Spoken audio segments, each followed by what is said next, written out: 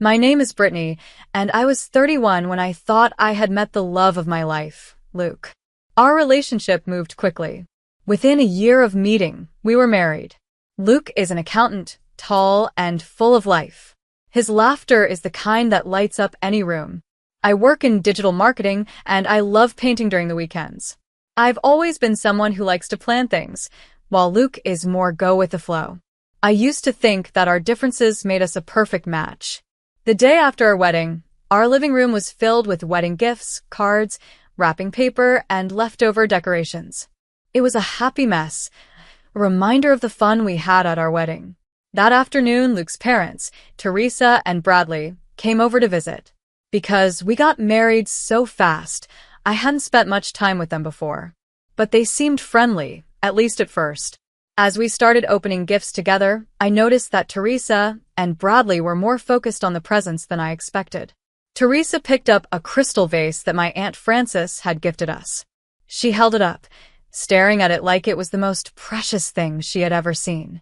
"Is this a crystal vase?" she asked. "Yes, it's beautiful, isn't it?" I replied, trying to gently steer the conversation away.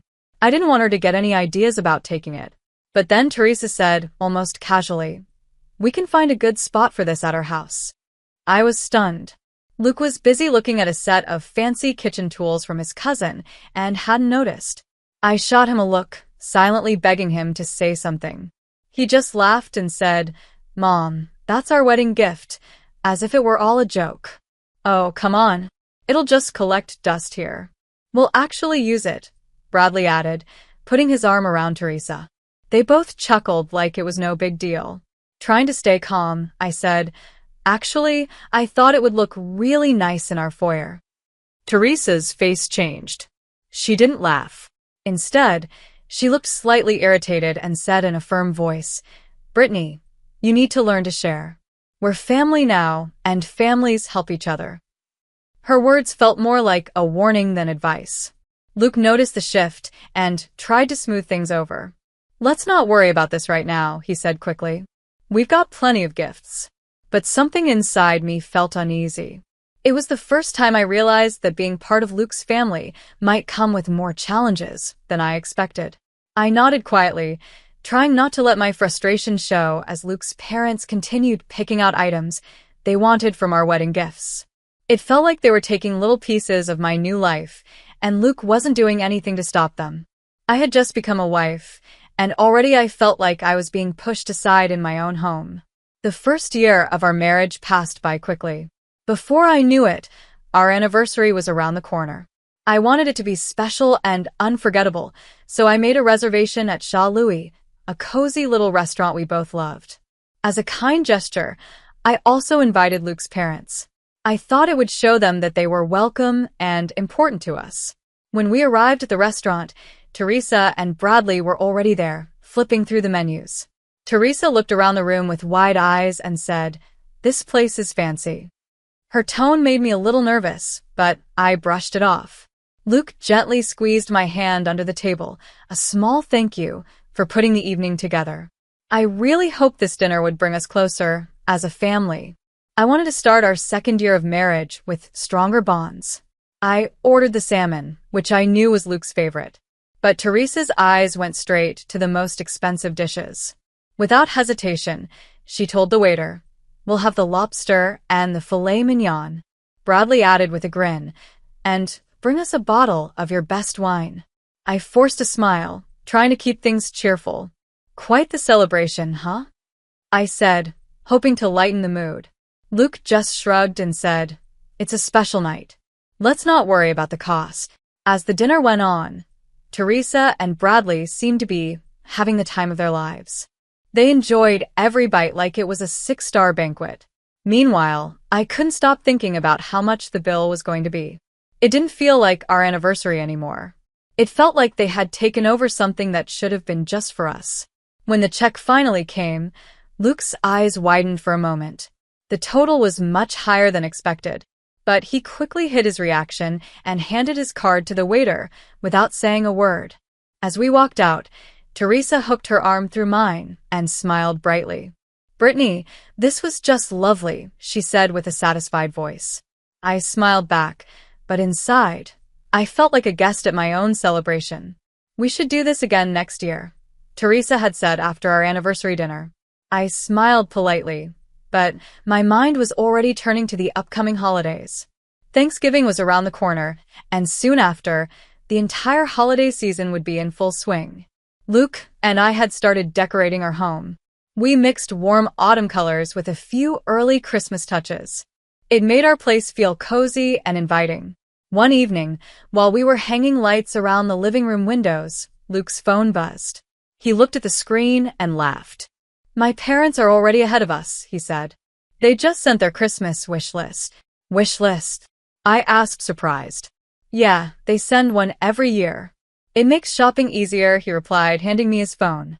I scrolled through the list, my eyebrows raising with each item. It wasn't a simple list. It was full of expensive electronics, designer clothes, and luxury items. It felt less like a wish list and more like a catalog order. "They can't be serious," I said, stunned.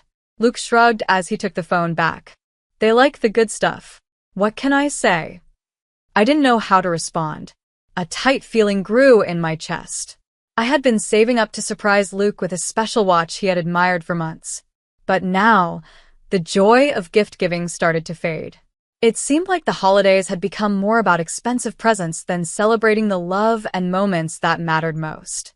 When it was time for us to write our own holiday wish list, I joked, maybe we should just ask for donations to a charity in our name.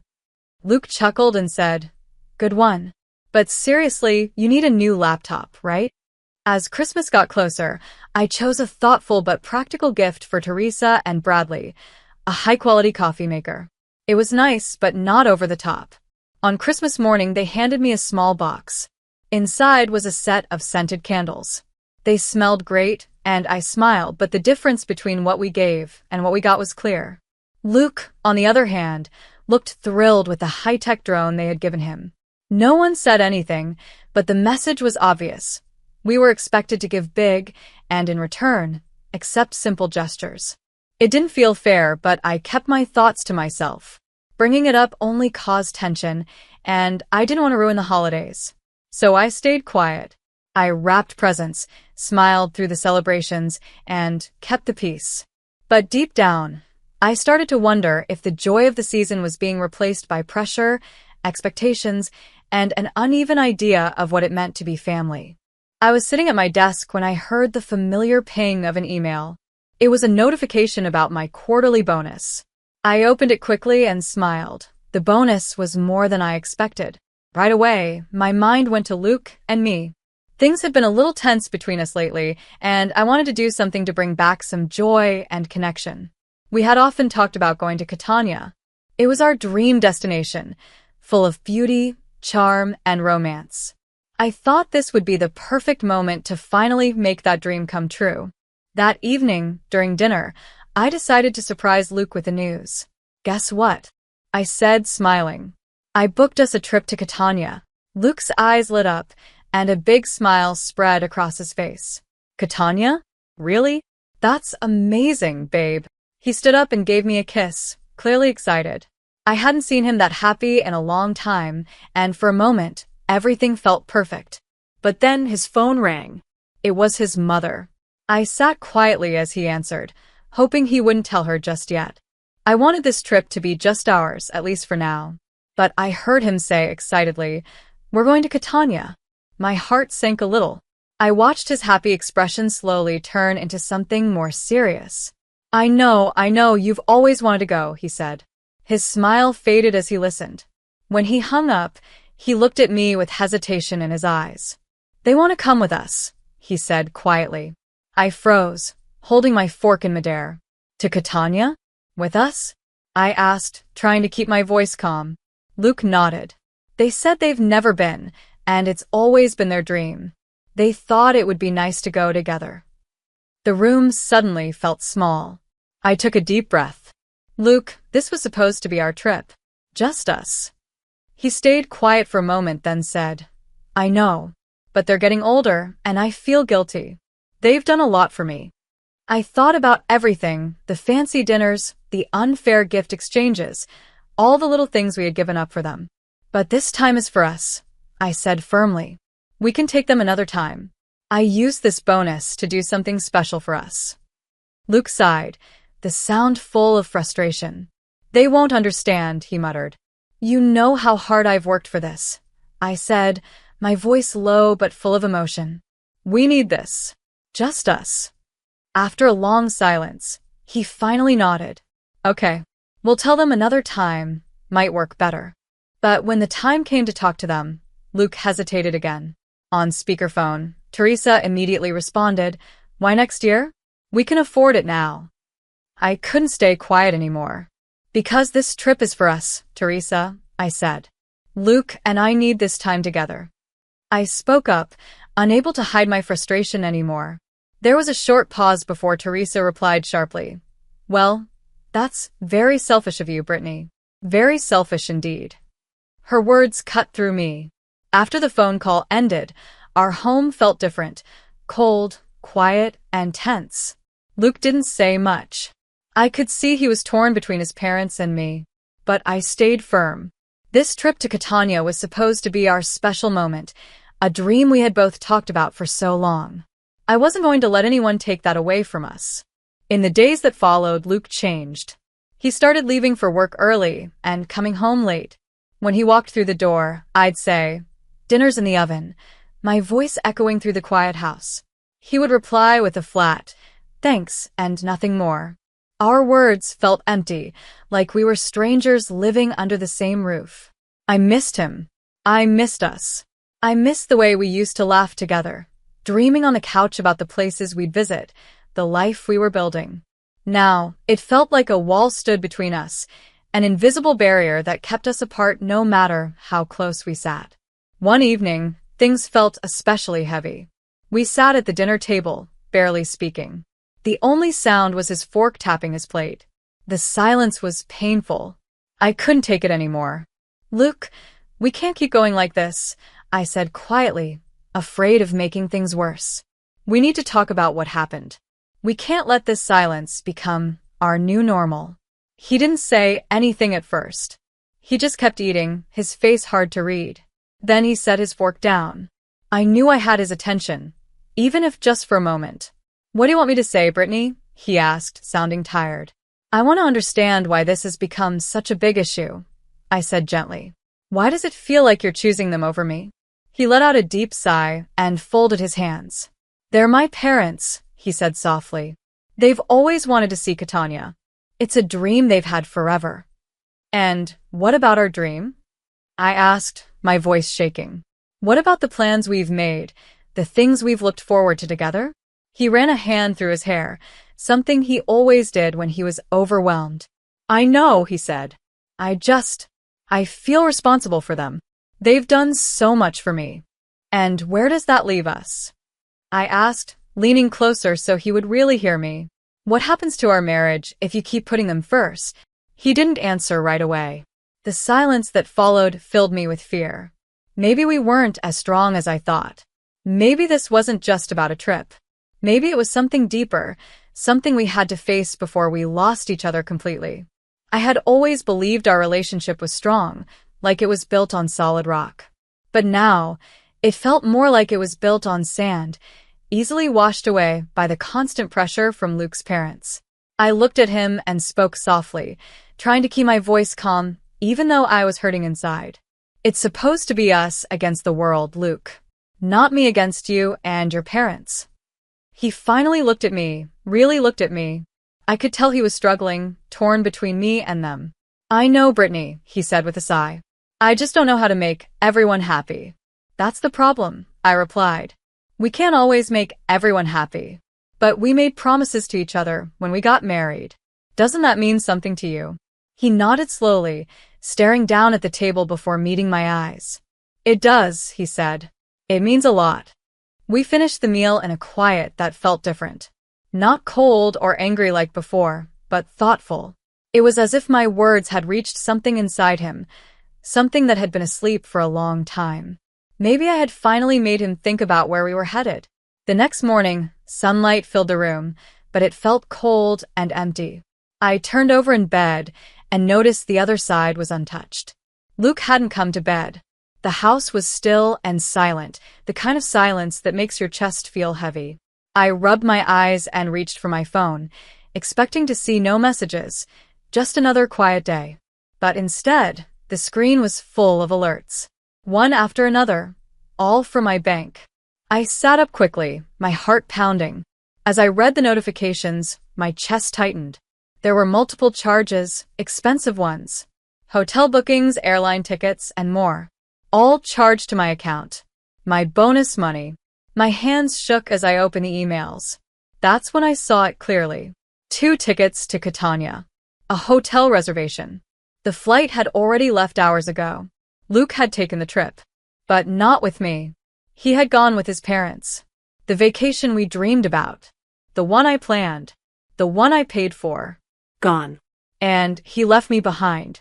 I felt like I had been punched in the chest. At first, I couldn't believe it. Then that disbelief quickly turned into anger and deep pain. I looked at my phone, still holding it tightly, trying to process what I had just discovered. Luke, the man I had trusted with everything, had used that trust to hurt me. He had access to my bank account, and he used my bonus money to take his parents to Catania. Without me. It was all right there, clear and undeniable. The emails, the bank charges, the hotel bookings, the flight. All proof of what he had done behind my back. My heart was racing, and my mind couldn't stop spinning. Luke was supposed to be the one person I could always count on. Now he felt like a stranger. With shaky hands, I dialed his number. I knew he wouldn't answer, especially with the time difference, and especially after our last argument. Still, I had to try. When his voicemail came on, sounding far too cheerful, I left a message. Luke, I saw the charges. You took your parents to Catania using my bonus. I don't even know what to say. I just hope it was worth it. I really do. When I ended the call, the house felt colder. The silence was louder than ever. It felt like the walls were closing in on me, full of all the words I had said, and all the ones I would never get the chance to say. I sat at the kitchen table alone. But inside, I was full of emotions, hurt, sadness, and a slow-growing strength. With a steady hand, I started canceling everything. The hotel, the return flights, every single thing connected to my money. One by one, I shut down each booking. And with each cancellation, I felt something shift. A small part of the old life I thought I had was fading away. Then, I called the bank and removed Luke's access from all my accounts. I didn't hesitate. Each step I took made me feel both scared and free. The man I had married, the family I had tried so hard to be part of, they weren't mine anymore. They had taken my kindness and used it for themselves. I started packing. Every shirt, every sweater, every memory went into a bag. I was done pretending this could be fixed. No sorry could undo what he had done. Luke had made his choice. And now I was making mine. I took off my wedding ring. It felt cold and heavy in my hand.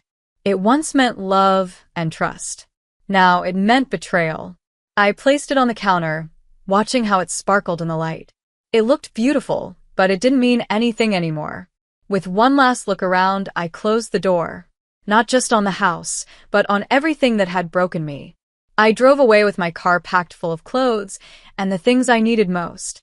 Every item reminded me how quickly everything had changed. My heart was heavy, but I knew I was doing the right thing. As I drove, my phone started buzzing with messages. One was from Luke. Several were from his mother. I pulled over to read them, knowing they would only make me feel stronger about my decision. Luke's message was short. Brittany, please. We need to talk. Can't we just discuss this? His words felt empty, almost like a joke after everything that had happened. I started typing a reply, then stopped. Nothing I said could fix what he had done. There was too much damage. His mother's messages were a mix of confusion and excuses. She tried to explain their side, to make it all sound like a misunderstanding. But I didn't care. I had made up my mind and nothing she said would change it. I turned off my phone. They were across the world in Catania, enjoying a trip paid for with money they had no right to. They could figure out their own hotel problems. I had other things to focus on. First, I went to the bank. The manager, a kind woman in her 50s, greeted me with a warm smile. I need to make sure my husband can't access my accounts anymore, I told her. My voice was calm, even though I didn't feel calm inside. She nodded. Let's make sure you're fully protected. By the time I left the bank, I felt like I could breathe again. My money was safe, and I had taken the first real step toward taking control of my life. Next, I drove to my sister Kayla's house. She opened the door before I even knocked and pulled me into a big hug. Brittany, I've been so worried, she said, her voice full of concern. We sat at her kitchen table, and I told her everything. She shook her head in disbelief. You deserve better than this, she said firmly. I know, I replied, feeling the truth of it. That's why I'm not going back. I've canceled everything. I left the house. I'm done. She squeezed my hand, her eyes full of both anger and pride. Good for you. So, what now? I looked around her familiar kitchen and felt a bit of peace return. I'm starting by filing for divorce. I can't stay married to someone who doesn't respect me. Do you need a lawyer? Kayla asked, already ready to help. I'll find one, I said. Someone who doesn't know Luke or his family. I want a clean break. We unpacked my car together and talked about the next few days. Doing normal things helped calm me down. Later, standing in our kitchen with a warm cup of coffee, my phone buzzed again. It was another message from Luke. Brittany, we need to talk. I'm sorry, but I was already moving forward. I miss you, and I think we can fix this, Luke wrote. I sighed. He had said, I'm sorry so many times that the words now felt weak, like an old blanket full of holes. Not this time, Luke, I whispered to myself as I typed my reply. I kept it short and clear. There's nothing left to talk about. Please respect my decision. After I sent the message, everything went quiet. But the silence didn't change how I felt. I was done. That decision was tested just a few days later. Luke's parents showed up at my sister's house. Their faces were filled with anger. Before Kayla or I could react, they pushed past the front door. You've got some nerve, Brittany, his mother shouted. You ruined our family trip. You're nothing but greedy and selfish. Before I could speak, Kayla stepped in front of me. She stood tall, her voice calm but firm. That's enough, she said. You don't get to come into my house and insult my sister. Things got louder fast. The shouting drew attention. Neighbors peeked out of their windows, watching the scene unfold. The fight was intense, but Kayla didn't back down and neither did I. This wasn't just an argument. It was the final moment that showed me I was right to leave. I had no doubts anymore. I didn't belong in their world, and they had no place in mine. When things got out of hand, Kayla stepped forward and said, If you don't leave now, I'll call the police. That finally made them turn around and leave. But even after they were gone, the air in the house felt heavy. Still, underneath all the stress, I felt something strong growing inside me. I knew for sure I was done. Filing for divorce felt cold and slow, like walking through a long hallway with no color. I sat through meetings, signed paper after paper, and listened to lawyers talk about property and accounts. Every time I signed a document, it felt like I was cutting a rope that had tied me to someone who didn't deserve me. When it was all over, I stepped out of the courthouse. The sun was shining, and a soft breeze blew through my hair. Kayla was waiting for me with open arms. She pulled me into a hug. You did it, Brittany, she said with pride in her voice. Yes, I whispered back. I really did. I had stood up to people who tried to control me. I had broken free from lies and manipulation. And now I was finally free to start over on my own terms. I walked away from the courthouse without looking back. That part of my life was over. It no longer had any power over me. Luke kept sending messages for a while. First, he apologized. Then he begged. Later, he got angry. But I didn't open any of them. I didn't need to. I was moving forward, and those messages were part of a past I had left behind. I found a small apartment to rent. It wasn't fancy, but it was bright and full of sunlight. I filled it with green plants, put books on the shelves, and began creating new, happy memories. For the first time in a long time, this space felt like mine. Peaceful. Safe. I also signed up for some classes, something I had wanted to do for years but kept putting off. Learning new things reminded me of who I was before all the chaos. I was excited again, not just about the classes, but about life. One quiet evening, I sat on my little balcony with a warm cup of tea in my hands. The breeze was soft, and everything felt calm. As I looked at the sunset, I opened my phone and deleted Luke's number. It was just a small act, but it meant a lot to me. It was my way of saying, I'm done. In that moment, I felt truly free. Free to heal from what hurt me. Free to grow into someone stronger. And most of all, free to be myself without guilt, without fear, and without anyone holding me back. Every day, I felt a little more confident, a little more at peace. I was no longer tied to the past. I was creating a new life, one full of choices that were mine alone. And I was finally ready to see where that life would take me.